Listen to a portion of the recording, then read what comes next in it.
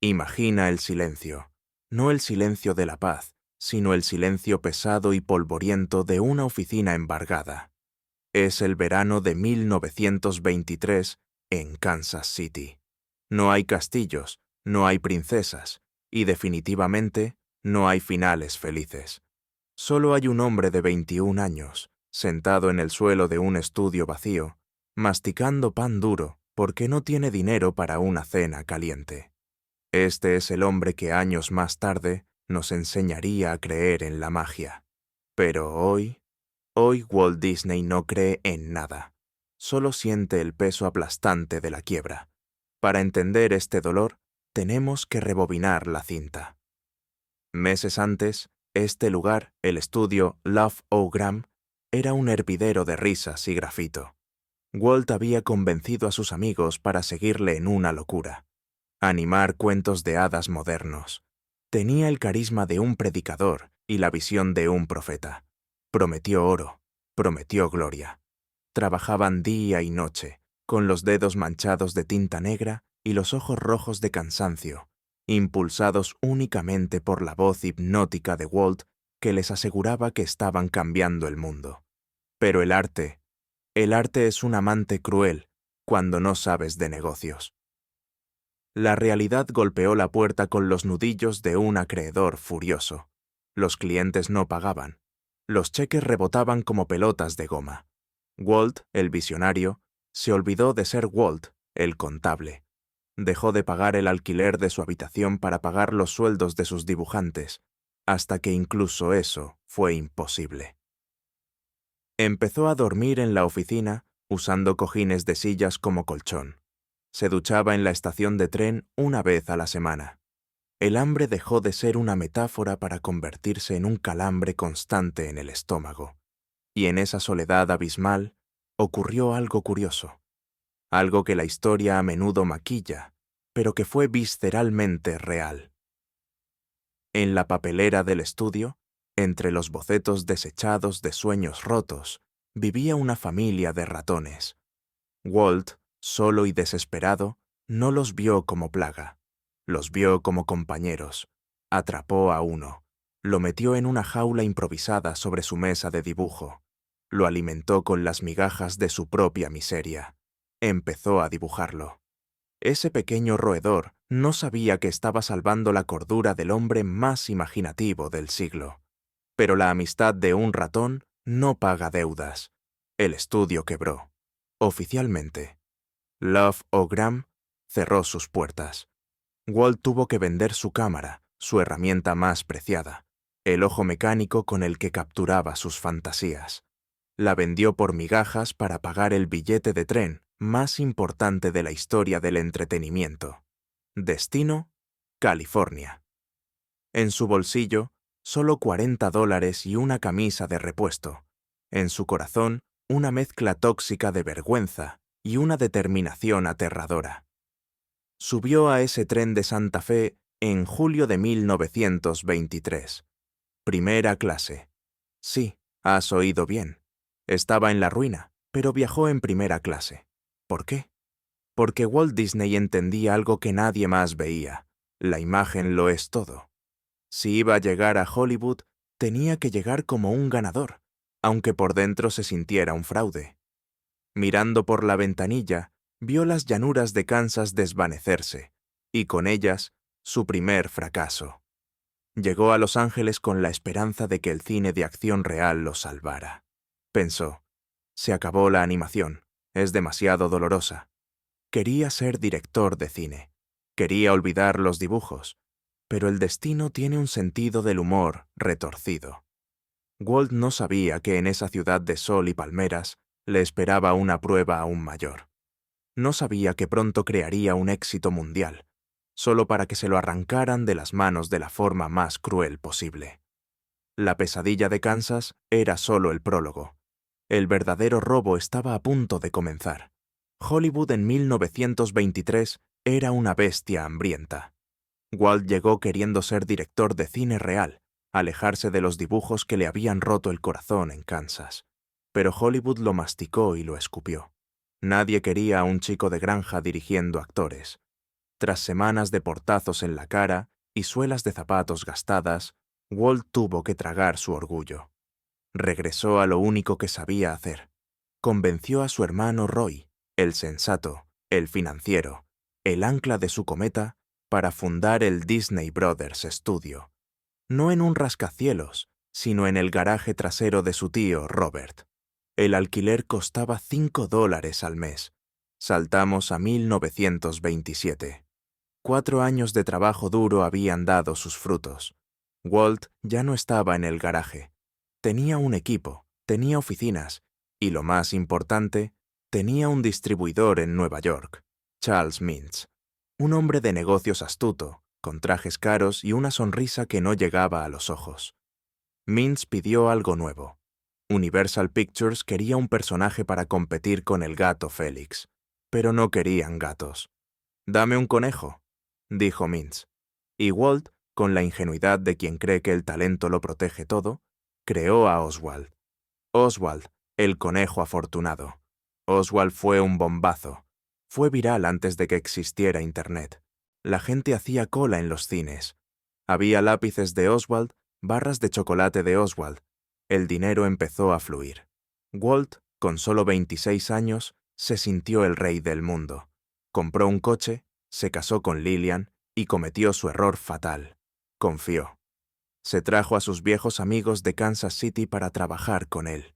Pensó que estaba construyendo una familia. No se dio cuenta de que estaba cebando a los tiburones en su propia piscina.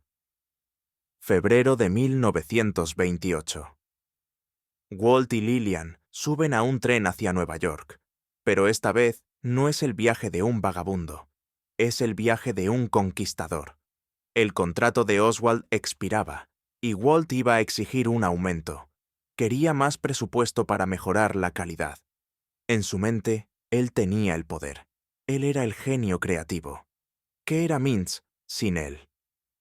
Walt ensayaba su discurso en el vagón, sonriendo al paisaje, ignorando que se dirigía directamente hacia una emboscada perfectamente orquestada. La oficina de Charles Mintz en Manhattan olía a tabaco y cuero caro. Walt entró pidiendo $2.500 por película. Mintz ni siquiera parpadeó. Con una frialdad quirúrgica, le hizo una contraoferta. 1.800. Un recorte del 20%. Walt se rió, pensando que era una broma de mal gusto. «Si no aceptas», dijo Mintz con voz suave, «te arruinaré». Walt amenazó con irse y llevarse su estudio a otra parte. Fue entonces cuando Mintz dejó caer la bomba. «No tienes estudio, Walt». Mintz sacó unos papeles. Durante meses, a espaldas de Walt, Mintz había estado negociando en secreto con los animadores de Disney, sus amigos, los hombres con los que había compartido el hambre en Kansas. Todos habían firmado contratos con Mintz. Todos, menos uno. Y el golpe final. «Además, revisa tu contrato, Walt. Tú no eres el dueño de Oswald. Universal lo es». Le habían robado a su hijo de tinta, a su equipo y a su futuro. En un segundo, el imperio se desmoronó. Walt salió de esa oficina como un zombi. Caminó por las calles frías de Nueva York, devastado. Tenía que llamar a su hermano Roy. Tenía que decirle que lo habían perdido todo. Otra vez. Pero no podía decirle la verdad por teléfono. Fue a una oficina de telégrafos. Con las manos temblorosas, escribió un mensaje que pasaría a la historia por su desgarradora ironía. Escribió: «Todo va bien, no te preocupes». Mintió. Sabía que al volver a California no tendría nada. Necesitaba un milagro. Necesitaba otro animal. Y el viaje de vuelta en tren dura 3 días. 3 días para inventar algo o morir en el olvido. El tren de Nueva York a California tarda 3 días, 72 horas. Para un viajero normal es un paisaje relajante. Para Walt Disney era una celda de tortura en movimiento. Cada traqueteo de las ruedas sobre los rieles le recordaba su realidad. Al llegar a la estación, tendría que confesarle a su hermano Roy que había perdido el negocio. No podía volver con las manos vacías. La desesperación es el combustible más potente del mundo. Y en ese pequeño vagón Entre el humo de los cigarrillos y el insomnio, Walt empezó a dibujar como un poseso. No buscaba arte, buscaba un salvavidas. Tomó el diseño de Oswald, el conejo que le habían robado. Le acortó las orejas, le redondeó la panza, convirtió al conejo en un ratón. Era el mismo alma, pero con un disfraz nuevo. Walt miró el dibujo y dijo: «Se llamará Mortimer». Su esposa Lillian, que viajaba con él viendo cómo su marido se consumía, intervino. «Mortimer suena demasiado pomposo, demasiado viejo», dijo ella con suavidad. «Llámalo Mickey». En ese instante, en un vagón de tren perdido en mitad de la nada, la historia de la cultura pop cambió por una sugerencia casual. Mortimer murió y Mickey nació. Al llegar a Los Ángeles, la traición se hizo física. Los animadores que trabajaban para Walt ya estaban empacando sus cosas para irse con Mintz.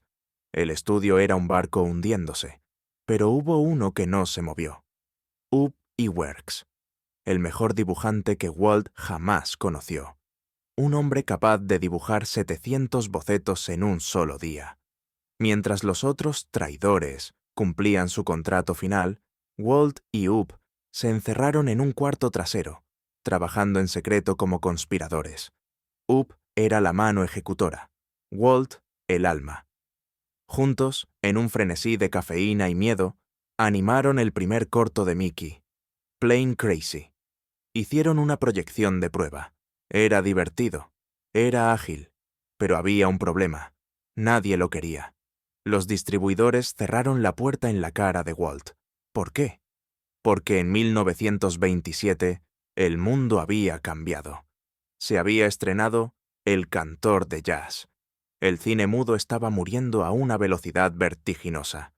El público ya no quería ver muñecos moviéndose, quería oírlos. Walt tenía en sus manos un ratón mudo, en un mundo que acababa de aprender a gritar. Mickey había nacido obsoleto. La mayoría se habría rendido. Pero Walt vio lo que otros ignoraban. No bastaba con poner música de fondo. La magia estaba en la sincronización. El clic exacto cuando el personaje golpea el suelo. Walt decidió jugarse la última carta de la baraja. Detuvo la producción de los cortos mudos y empezó uno nuevo. Steamboat Willie. Pero esta vez, todo, desde el silbido del barco hasta el chirrido de los dientes de una vaca, tendría que estar perfectamente sincronizado. Era una pesadilla técnica que nadie había logrado en animación. No tenían dinero para una grabación real, así que hicieron la prueba más ridícula y legendaria de la historia. Walt, Roy y Ub se escondieron detrás de una sábana blanca mientras proyectaban el corto. Usaron ollas, sartenes, silbatos y sus propias voces. Roy golpeaba cacerolas. Walt hacía los falsetes de Mickey. Cuando la proyección terminó, salieron sudando y miraron a sus esposas y a los pocos empleados leales que quedaban. La sala estaba en silencio por un segundo, y luego estalló en aplausos. Funcionaba.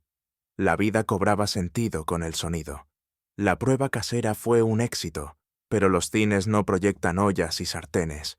Necesitaban una grabación profesional en Nueva York. El coste era astronómico para un hombre en bancarrota. Roy, el eterno protector, miró las cuentas y negó con la cabeza. No había dinero. Walt tomó la decisión final: vender su amado coche deportivo, hipotecar lo poco que les quedaba. Si esto falla, Roy, no solo perdemos el estudio, perdemos la casa, lo perdemos todo. Con el último centavo de la familia Disney en el bolsillo, Walt subió de nuevo a un tren hacia Nueva York. Iba a grabar el sonido que cambiaría el mundo, o iba a presenciar el funeral más ruidoso de su carrera. Nueva York, septiembre de 1928. Walt entra en el estudio de grabación con la cinta de película bajo el brazo y el corazón en la garganta. Ha contratado a una orquesta de 17 músicos. Cada minuto de estudio cuesta $, que no tiene. Comienzan a tocar. Y es un desastre absoluto. Los músicos no pueden seguir el ritmo frenético del ratón. La música va por un lado, la imagen por otro. El director de orquesta resopla, frustrado. Walt ve cómo su dinero se quema en tiempo real sin conseguir una sola toma buena. El sudor frío le baja por la espalda. Si no logra sincronizarlo, Mickey es solo un dibujo mudo más. Walt detuvo la sesión. Mandó a todos a casa. Esa noche no durmió. En la habitación de su hotel barato, su mente de ingeniero se puso a trabajar. ¿Cómo hacer que 17 extraños sigan el ritmo de un dibujo? La solución fue genialidad pura. Dibujó marcas en la película. Un punto blanco que parpadeaba al ritmo de la música. Un metrónomo visual. Volvió al estudio al día siguiente. Los músicos miraron la pantalla, vieron los puntos y... magia. La música encajó con el silbido del barco como un guante. Steamboat Willie estaba vivo. Con la lata de película bajo el brazo, Walt recorrió Broadway. Pensó que los dueños de los cines le recibirían con alfombra roja. Se equivocaba. Los exhibidores eran viejos dinosaurios que no entendían el futuro. ¿Un ratón que hace música? Nadie pagará por ver eso, le decían. Lo echaron de decenas de despachos. Walt caminaba por las calles lluviosas de Manhattan, sintiéndose un vendedor de enciclopedias fracasado, con la obra maestra que cambiaría el siglo guardada en una maleta de cartón. Entonces apareció Harry Reichenbach, el gerente del Colony Theater, un hombre que necesitaba un éxito tanto como Walt. Aceptó proyectar el corto, pero con una condición humillante. Mickey no sería la estrella, sería el telonero de una película seria, un relleno para que la gente encontrara sus asientos. Walt aceptó. No tenía opción, era el 18 de noviembre de 1928, la fecha que hoy está marcada en todos los calendarios de Disney. Las luces se apagaron, la orquesta del cine cayó, la pantalla parpadeó en blanco y negro. Walt estaba de pie al fondo de la sala, escondido tras las cortinas de terciopelo, temblando. Apareció el ratón silbando, y entonces sonó el silbido, el clank de los dientes de la vaca, el graznido del pato. La audiencia, acostumbrada al silencio, dio un respingo.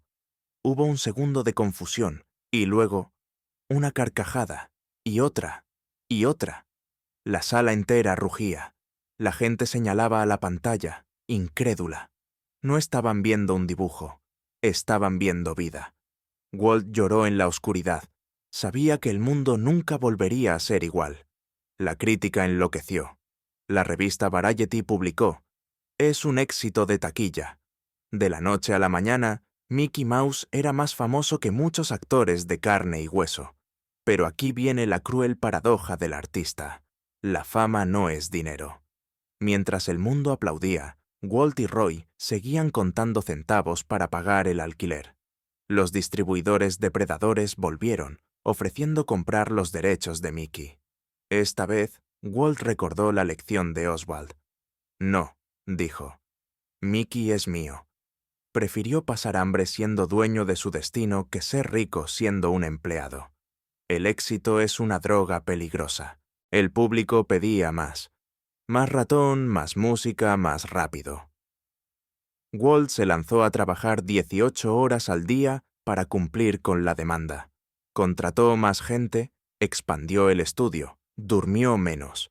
Se convirtió en una máquina de creatividad, pero el cuerpo humano tiene límites que la ambición no reconoce. Un día, en medio de una reunión, Walt sintió que el mundo se inclinaba.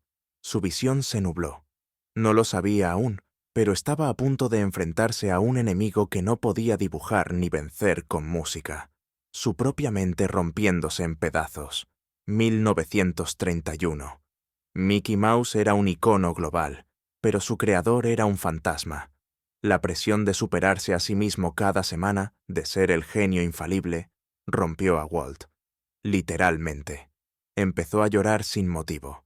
Sus manos temblaban tanto que no podía sostener un lápiz. No podía dormir, no podía comer. Un día se desplomó. Los médicos fueron tajantes. O te detienes, o te mueres. A los 30 años, el hombre que vendía felicidad al mundo No tenía ni una gota para sí mismo. Walt y Lillian huyeron. Un viaje largo, lejos de Hollywood hasta Cuba y el Canal de Panamá. Semanas sin teléfonos, sin plazos de entrega, sin Mickey. En ese silencio, Walt no solo sanó, se reinició. Entendió que los cortometrajes de 5 minutos, por muy divertidos que fueran, eran solo chistes rápidos. Él quería algo más. Quería hacer llorar a la gente. Quería contar una historia real. Volvió a Los Ángeles con una mirada diferente. Una mirada que asustaba a sus contables. Una noche de 1934, Walt reunió a sus mejores animadores en un estudio de sonido vacío. Les dio 50 centavos a cada uno para cenar y les dijo: «Escuchad». Durante 4 horas, Walt Disney actuó. Él solo. Interpretó a una reina malvada, a una niña inocente y a 7 hombrecillos con personalidades distintas. Gritó, susurró, rió y fingió morir. Al final estaba empapado en sudor y sin voz. Miró a su equipo. Estaban hipnotizados. Esa noche les vendió la idea de Blancanieves. La industria se enteró y se burló. ¿Quién va a pagar para sentarse hora y media a ver dibujos?, decían los magnates. Les dolerán los ojos, se irán a la mitad. La prensa lo bautizó como la locura de Disney. Incluso su hermano Roy le rogó que parara. El presupuesto inicial era de $250,000, una fortuna. Pero Walt, perfeccionista hasta la enfermedad, desechaba escenas enteras si no sentía la emoción correcta. El presupuesto se disparó a 500,000, luego a 1,000,000. Para 1937, el estudio debía $1,500,000, una cifra astronómica para la época. Los bancos dejaron de prestar dinero. Roy tuvo que hipotecar todo lo que tenían, incluidas sus propias casas. Walt estaba caminando por la cuerda floja sobre un volcán. Si Blancanieves fracasaba, no solo cerraría Disney. La animación como arte cinematográfico moriría con ellos. Walt envejeció 10 años en esos 3 años de producción. Cada pincelada en esa película estaba pagada con ansiedad pura. Pero Walt tenía un as bajo la manga. Sabía que para que la gente se creyera el drama, el mundo tenía que parecer real, tridimensional.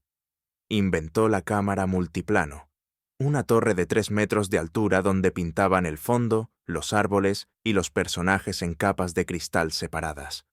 Al mover la cámara, el bosque tenía profundidad. Podías sentir la distancia. Era tecnología punta al servicio de la emoción. Costaba una fortuna operarla, pero Walt no negociaba la magia. 21 de diciembre de 1937. El estreno en el Cathay Circle Theater. Todo el Hollywood que se había burlado de él estaba allí. Clark Gable, Marlene Dietrich, Charlie Chaplin. Y lo más importante, los banqueros que tenían la hipoteca de su vida. Walt estaba aterrorizado. Llegó el momento clave, la muerte de Blancanieves. Los enanitos lloran junto al ataúd de cristal. Si alguien en la sala se reía, si alguien pensaba que ver a un dibujo llorar era ridículo, todo habría terminado. Walt cerró los ojos en la oscuridad, esperando el veredicto del público. Y entonces escuchó un sonido. Con los millones de Blancanieves, Walt construyó su Xanadu, el estudio de Burbank inaugurado en 1940. Era perfecto. Tenía aire acondicionado, gimnasios, jardines inmaculados. Walt lo diseñó creyendo que estaba construyendo un paraíso para sus artistas, pero algo se perdió en la mudanza. En el viejo estudio, todos comían juntos entre el polvo y las risas. Aquí había jerarquías. Los animadores estrella comían en un restaurante privado. Los asistentes en la cafetería común. Sin quererlo, Walt había construido un palacio de cristal que separaba al rey de sus súbditos. El nosotros se convirtió en ellos y yo. Walt se lanzó a crear arte puro, Pinocho y fantasía. Eran técnicamente superiores a Blancanieves. Eran quizás las mejores animaciones jamás hechas. Pero el destino fue cruel. En Europa estalló la Segunda Guerra Mundial. Los mercados extranjeros, que representaban el 45% de los ingresos de Disney, desaparecieron de la noche a la mañana. Los tanques nazis cerraron los cines en Francia y Alemania. Pinocho y Fantasía se estrenaron ante salas vacías en América. El estudio, recién construido, sangraba dinero. La deuda volvió a llamar a la puerta, más agresiva que nunca. Ante la crisis, Walt tuvo que apretarse el cinturón. Recortes, horas extras sin paga, promesas de bonos que nunca llegaron.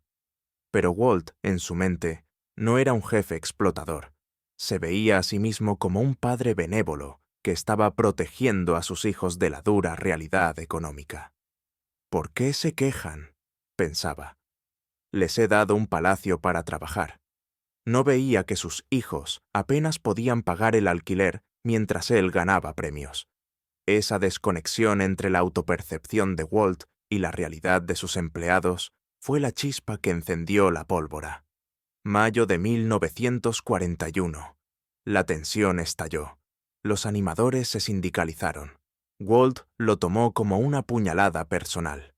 Cuando Art Babbitt, uno de sus mejores animadores y líder sindical, le desafió, Walt lo despidió. Al día siguiente, el infierno se congeló. Walt llegó al estudio conduciendo su coche y se encontró con lo impensable. Una línea de piquetes.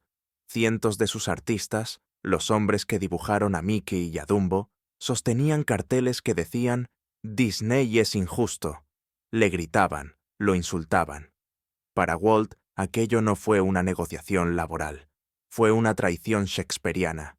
La leyenda cuenta que un día, la tensión fue tal que Walt casi se baja del coche para pelear a puñetazos con Babbitt. Tuvo que ser retenido. El hombre que vendía dulzura al mundo estaba lleno de rabia y dolor. Se sintió incomprendido, rechazado por la familia que él creía haber creado. Se encerró en su oficina, bebiendo, mirando por la ventana cómo su sueño se desmoronaba bajo el sol de California. La huelga duró 9 semanas, 9 semanas que mataron la inocencia del estudio para siempre. Walt nunca volvió a confiar plenamente en sus dibujantes. Nunca. Y como si la huelga no fuera suficiente, llegó Pearl Harbor, diciembre de 1941. El ejército de Estados Unidos requisó el estudio. Literalmente. Los soldados se instalaron en los escenarios de sonido. Los camiones militares aparcaron en los jardines inmaculados. Había cajas de munición donde antes se dibujaban hadas. Walt pasó de hacer arte a hacer películas de propaganda y manuales de instrucción para tanques. Su Palacio de la Fantasía se había convertido en un cuartel gris. Su espíritu estaba en el punto más bajo. El gobierno vio que Walt estaba al borde del colapso. Para alejarlo del ambiente tóxico de la huelga y usarlo como embajador diplomático, lo enviaron a una gira por Sudamérica. Ve, Walt, saluda, sonríe y olvida esto por un tiempo. Walt subió al avión, dejando atrás un estudio dividido, militarizado y arruinado. Mirando las nubes, se prometió una cosa. Si lograba sobrevivir a esto, nunca más dependería de nadie. Construiría algo que nadie pudiera quitarle. Algo físico. Algo que no fueran dibujos en una pantalla. La semilla de una idea imposible llamada Disneyland acababa de ser plantada en las cenizas de su decepción. Finales de los años 40. Walt Disney tiene todo lo que un hombre podría desear. Premios Oscar, dinero y fama. Pero está aburrido. Y lo que es peor, está desencantado. El cine ya no le llena. Es efímero. Una vez terminada la película, se acabó. Walt busca algo tangible, algo que pueda tocar. Empieza a obsesionarse con los trenes. Construye uno real, a escala, en el jardín de su casa. Se viste de maquinista, con gorra y todo, y pasa horas dando vueltas en soledad. Sus amigos creen que ha perdido la cabeza. No saben que ese pequeño tren es el prototipo de la máquina de felicidad más grande del mundo. La leyenda dice que la idea nació en un domingo cualquiera. Walt estaba sentado en un banco del Griffith Park, viendo a sus hijas dar vueltas en un tío vivo viejo y sucio. Miró a su alrededor. Había cáscaras de cacahuete en el suelo. Los operarios eran rudos y el ambiente era triste. Walt pensó, ¿por qué no existe un lugar donde los padres y los hijos puedan divertirse juntos? Un lugar limpio, un lugar seguro.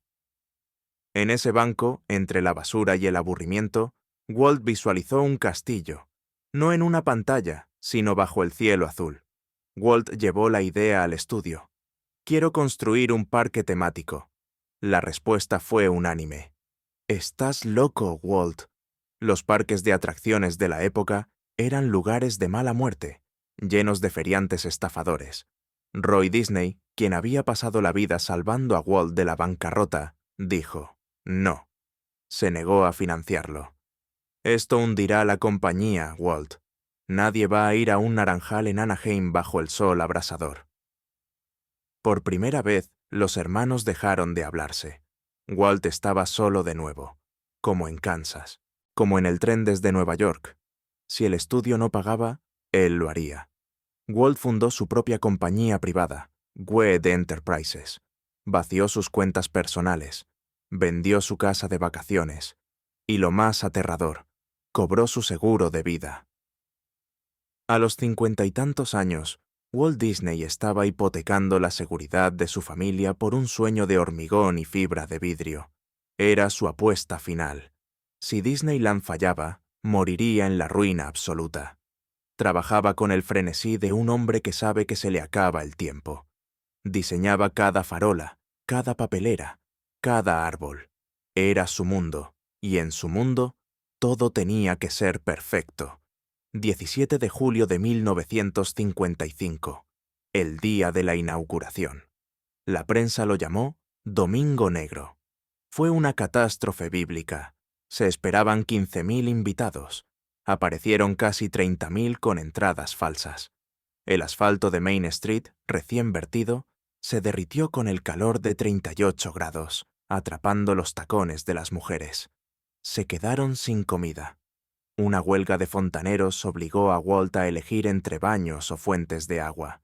Eligió los baños y la gente gritó que quería obligarlos a comprar Coca-Cola. En televisión nacional parecía el fin, pero al día siguiente la gente volvió, y al siguiente, y al siguiente. A pesar del caos, habían sentido la magia. Habían cruzado el umbral del mundo real al mundo de Walt. Disneyland se convirtió en un éxito instantáneo, borrando todas las deudas, todos los fracasos y todas las traiciones del pasado. Walt se construyó un pequeño apartamento privado encima de la estación de bomberos de Main Street. A menudo se quedaba allí por la noche, mirando por la ventana cómo la gente disfrutaba de su creación. Ya no era el chico pobre de Kansas, era el emperador de la felicidad. Walt Disney murió 11 años después, antes de haber terminado su siguiente gran sueño en Florida. Pero dejó una lección que va más allá de los dibujos animados. Su vida no fue un cuento de hadas, fue una pelea callejera, llena de moratones, robos y bancarrotas. La magia no es polvo de estrellas, es la terquedad de levantarse cuando te han quitado todo. Oswald se perdió, pero Mickey nació. El estudio quebró, pero el imperio se levantó. Y hoy, si miras con atención hacia esa ventana en Disneyland, la luz sigue encendida. Porque los soñadores mueren, pero los sueños verdaderos, nunca se apagan.